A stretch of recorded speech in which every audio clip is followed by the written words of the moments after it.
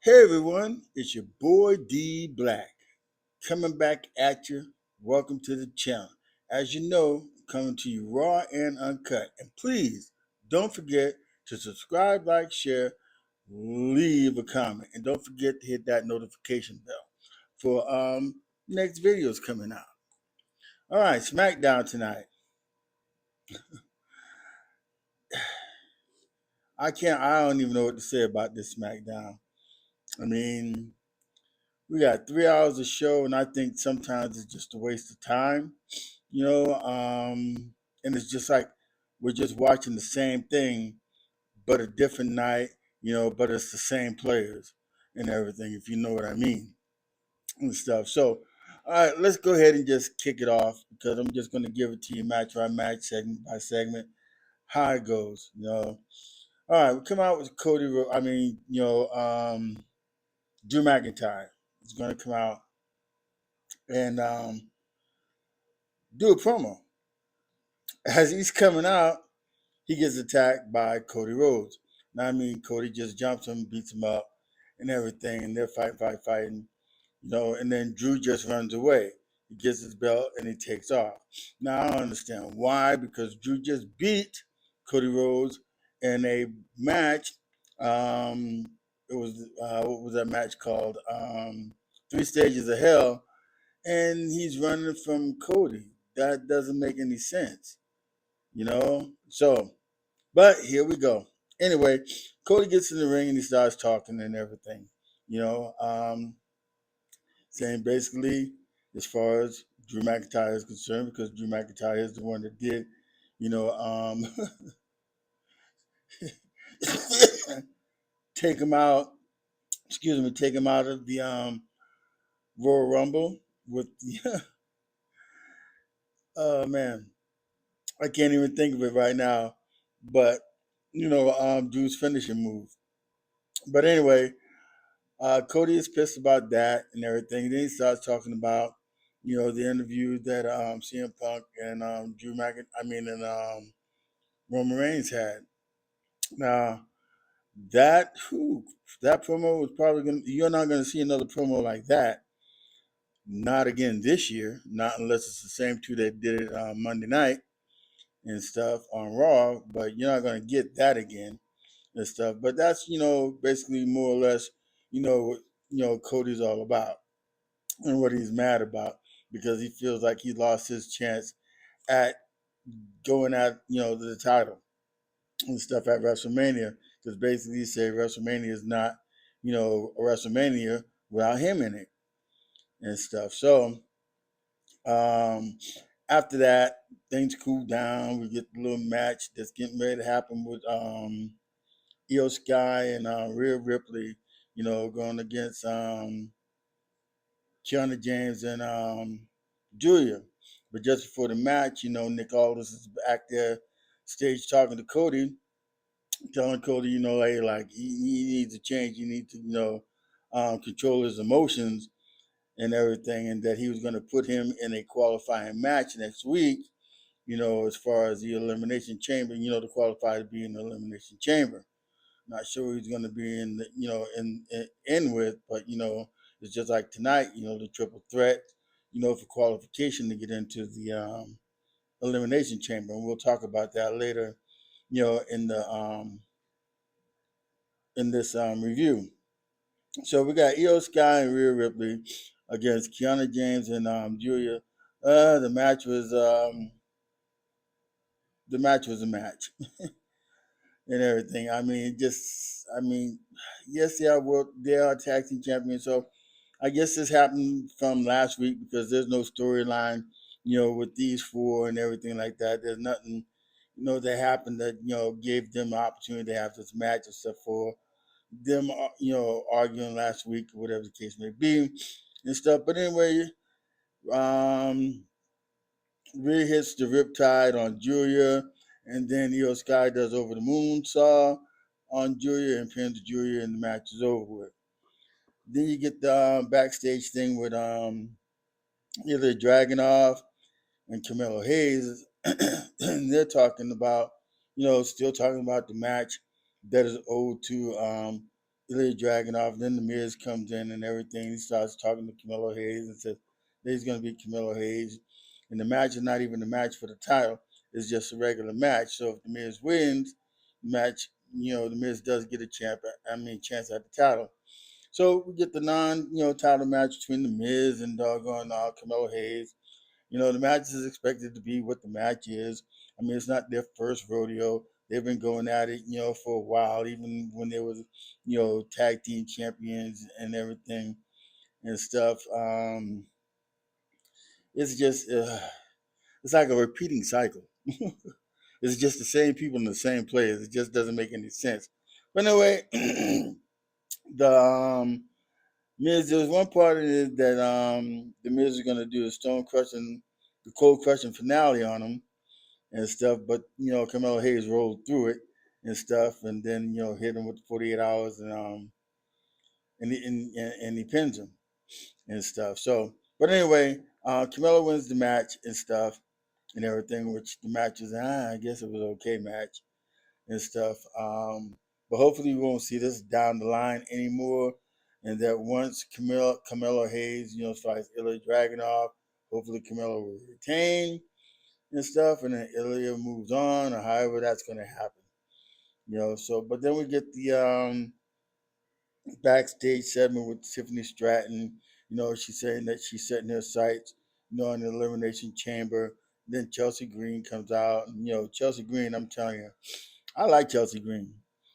She's actually playing her role as far as who she is in here and stuff. It's a lot better than Tiffany Stratton because all you're gonna do is get Tiffy time, and that's just a little. I mean, I understand people like it and stuff like that, but come on, give more character into what's going on, into what she's trying to do and who she's trying to be and stuff. We I kind of like Tiffany when she was more or less had the Money in the Bank, and she was with Nia Jackson. Then once she turned that, the not turned the briefcase in on Nia Jax, that was cool. But then when she became champion, then you never seen her in the ring and stuff. So I think once they give somebody a real title match, man, they just disappear. So, but I like CM Punk because he said he was going to be a fighting champion. So far, that's what he's been doing. Carmelo Hayes, the same thing. He's been on every week since he's won, the U.S. title and stuff like that. But the other ones, I, I don't know. It's just crazy. But anyway, um, after this, you get another segment with Uncle Howdy talking about, Soul Sikoa, taking the lantern from them, and said that, Soul took the lantern because he was, afraid of the dark. And then he's saying that, fear doesn't show up when you're with other people, when you're together. It says fear shows up when you're alone, which is kind of almost true and stuff. But, we'll see what happens with that because that's getting to be a little bit tiring and repetitive too, as far as that's concerned with the Wyatt Six and the MFTs. And then we get elimination qualifying match with the ladies. It's Lash Legend, Chelsea Green, and Tiffany Stratton. The match was okay. It was a little bit, kind of a little rocky and stuff. There was a few missed spots and everything, but for the most part, it was okay and stuff. I mean, I'm thinking that Lash Legend should be the one that win this match and stuff because if she's there and you're trying to push her as one of the dominant females in there, why is she in this match, especially for the elimination chamber and everything? Why is she in this match with Chelsea Green and Tiffany Stratton? Knowing that you're gonna push Tiffany Stratton because she was a former champion, so she has to be in the elimination chamber and stuff. Why isn't Nia Jax out there helping Lash Legend, you know, try to get the win, to move on as far as going as in the elimination chamber, probably hopefully winning it and stuff like that. But that's not going to happen because now that Tiffany Stratton has won it, Lash Legend is out, which makes zero sense to me. And you know, whew, And then you get this backstage with Captain Kelly, asking Randy Orton, that now that he has the opportunity as far as going facing in a triple threat to go to Elimination Chamber, in the qualifying match, how does he feel and everything. And he's like basically saying he wasn't, happy about his performance, at the at the Royal Rumble, but he's saying when he um, wins this triple threat match, it'll be his 10th triple threat match. I mean, his 10th match in the Elimination Chamber and stuff, And then as he's talking, Alistair Black comes out. Alistair Black, tells him like, "Hey, look, we lost the last two great wrestlers and stuff, meaning John Cena and AJ Styles and stuff." And he tells Orton that and this is Alistair Black talking. He tells Orton, that he's a great wrestler and everything, and as far as AJ and Cena is concerned, they were great wrestlers, but they still see something in Randy Orton. And then he goes on and said, "Well, that's just some of it, you know." So I don't know what he meant by that or how he's seeing it and everything, but we'll see how that goes. And then we get the little promo with Kit Wilson, talking about he's saying that he's the main topic of everything, and that all the men in the Royal Rumble were all toxic and stuff. And he starts talking about them and everything, and then he says anybody that was in the Royal Rumble, you know, anyone can come out, and challenge him. Now, I mean, there were some pretty big guys there, and then out comes Oba Femi. We already know what's about to happen. Oba was about ready to destroy Kit Williams, and exactly when he got in there, he destroyed Kit Williams. So I don't know if they're going to try to. Well, I don't know what they're trying to do with Oba and everything. I hope Triple H doesn't destroy Oba, because Oba could be used as a wrecking machine and stuff. But we'll have to just wait and see. I mean, look what he's done now. I mean, Carmelo Hayes, yeah, he is getting his shine. He is a U.S. champion and stuff like that. But we got Javon Evans that just came up. We have Powerhouse Hobbs that just came up.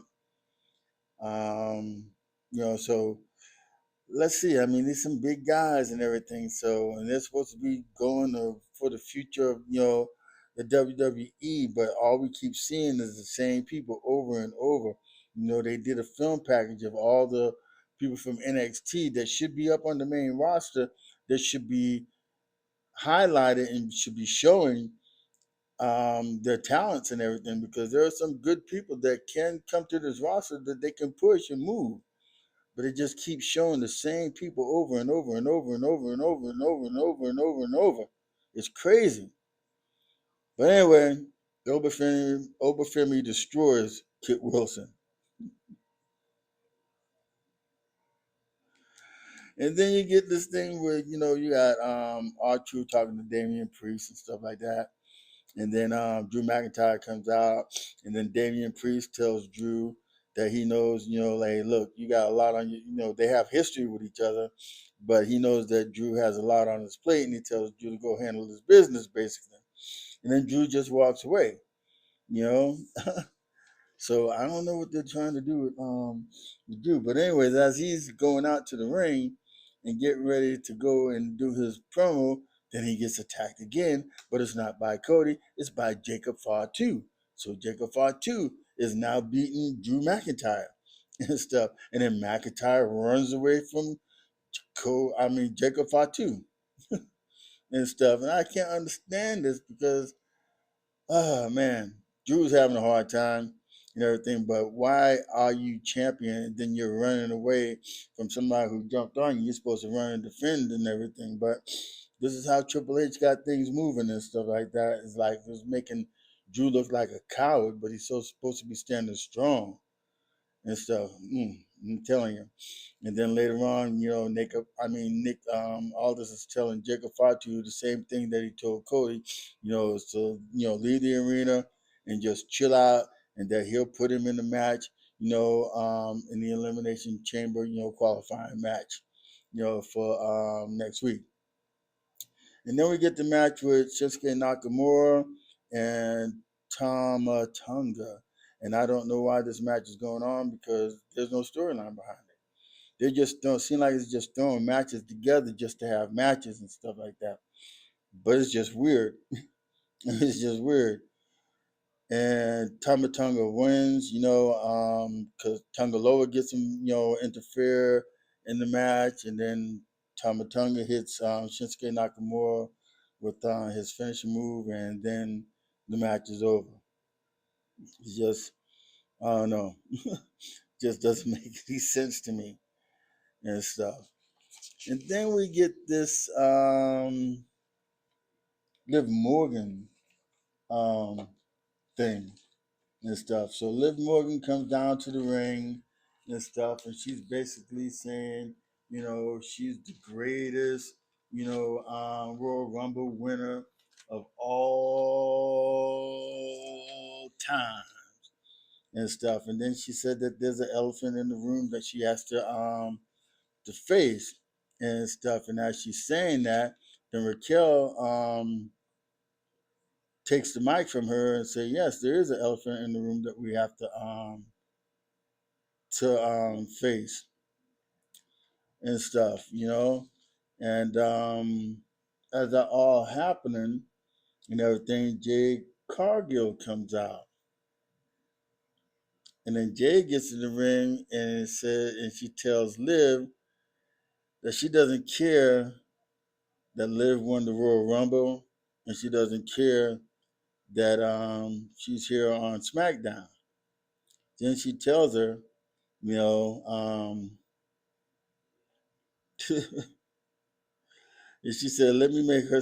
Then she said, "Let me make herself crystal clear, and that if Liv chooses her, that she will beat the living crap out of Liv at WrestleMania." Now, there's no reason why Liv Morgan should be going up against, Jade Cargill. But anyway, then Liv tells Jade she needs to watch herself and what she's saying, because she said she could choose, Stephanie Bakir and then let Raquel Rodriguez humble her and stuff, you know, and for Raquel to take the belt from Jade and that Liv would win the belt from Stephanie and they would both be champions, which is crazy and stuff because I don't think that's ever going to happen. And then out comes Jordynne Grace. Then Jordynne Grace gets into she gets into Jade's face, and then they're all just yapping and yapping and yapping and yapping and yapping and stuff. And Jordynne Grace, she's talking a little crap to Jade, but it makes no sense. Jade doesn't care and stuff, because Jade is who Jade is. She said that she is the baddest bee and stuff like that. And then Nick Aldis, he gets involved and he says, "Look, hey, you know, all this arguing and everything." So he puts them all together, in a match, which makes zero sense because the fact is that Jade Cargill, you know, she's a heel. Liv Morgan and Raquel Rodriguez, they're heels and stuff, Not sure where Jordynne Grace stands at and all this stuff, but I guess she's the baby face in it all and stuff. But anyway, the match goes on and stuff, and then in the match, somehow Jade ends up kicking Jordynne Grace, and then as it twists around, then ends up Raquel Rodriguez ends up kicking Liv Morgan and stuff, and then Jordynne Grace grabs Liv Morgan. She pushes her into Jade Cargill. Jade Cargill falls out of the ring. Jordynne Grace rolls Liv up, and she wins the match and stuff. So Jordynne Grace and Jade Cargill, win the match, but it's reluctant. and stuff. They don't like each other and stuff. So, and then we get a backstage thing with Ray Phoenix and Sami Zayn. Um, and Ray Phoenix is telling Sami Zayn that, hey, look, don't look down because him losing to Drew McIntyre and stuff like that. That he may get another chance or whatever the case may be and stuff. And then Trick Williams comes out and stuff, and that Sami Zayn, you know, is like a team getting to the playoffs but can't win the ring. And then he said he was like Charles Barkley, and that Trick said that he was Michael Jordan, meaning Charles Barkley doesn't stand up to the qualification of Michael Jordan. All right, and that he's just getting there, and that he feels like he's carrying, the company, on his back, and everything. So Trick, he's saying that he's the role model and everything, basically, and he's trying to get the job done and stuff, because he's Trick Williams, and he knows how to get the job done and stuff like that. So I'm just saying, and then Ray Phoenix tells Trick that he has a big mouth and that he talks too much, and if he doesn't keep his mouth shut, that he's gonna knock his teeth, knock his teeth out. And Trick tells him, "Hey, anytime, anywhere." So we'll see what happens with that. And then backstage, you get another segment with Jade Cargill um, and Jordynne Grace, and then the match was made, from Nick Aldis, for them to have, a title match next week on SmackDown between Jordynne Grace and Jade Cargill. And then we get Drew McIntyre finally getting his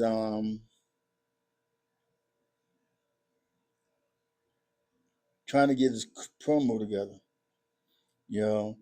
And then he comes out and he says that Cody and Jacob Fatu, should be banned, from the Elimination Chamber qualifying matches because of the attacks, that they've done on him and stuff. But I mean, Drew McIntyre, he's done the same thing. He's attacked them, cowardly like and stuff. And so I mean, Drew's complaining, and then he starts talking about CM Punk and Roman Reigns, about their promo and how the promo was and everything. And it's, I mean, I don't know, it's just crazy. I mean, Drew is the guy. Okay, I like Drew McIntyre. And Drew McIntyre, like he said, he put the company on his back during the time, during the pandemic. He's saying that he wasn't a part-time wrestler during that time when he was champion. He showed up. He didn't take the time off or anything like that. All the other guys talking about Roman Reigns and talking about CM Punk and stuff because they're not putting the title up and everything, But since Drew has been champion, he hasn't put the title up and stuff. So why is he talking and stuff, you know? And then Trick Williams, comes out and he tells Drew, that he's going to come out and just sit there and just watch, the match of the qualifying match and everything. That he's going to take his lemon pepper steppers, put them on the announcing table, sit back and watch what's going on, as far as the match is concerned. And then Drew comes down, you know, and basically, says to Trick Williams that hey, look, he did tell people to step up, and he did tell him to step, and he did step up. Telling Trick Williams that he did step up. But then he tells him, hey, look, you know, he said, let me give you a little bit of advice, and he tells Trick to walk before he runs, because if he interrupts him again and stuff, as far as him being champion and stuff, he's going to take his lemon pepper steppers and stick him up where the sun doesn't shine. And then he just walked away. Then we had the match with Solo Sikoa Alister Black and Randy Orton. And the match was okay. I mean, it was for what it was and everything.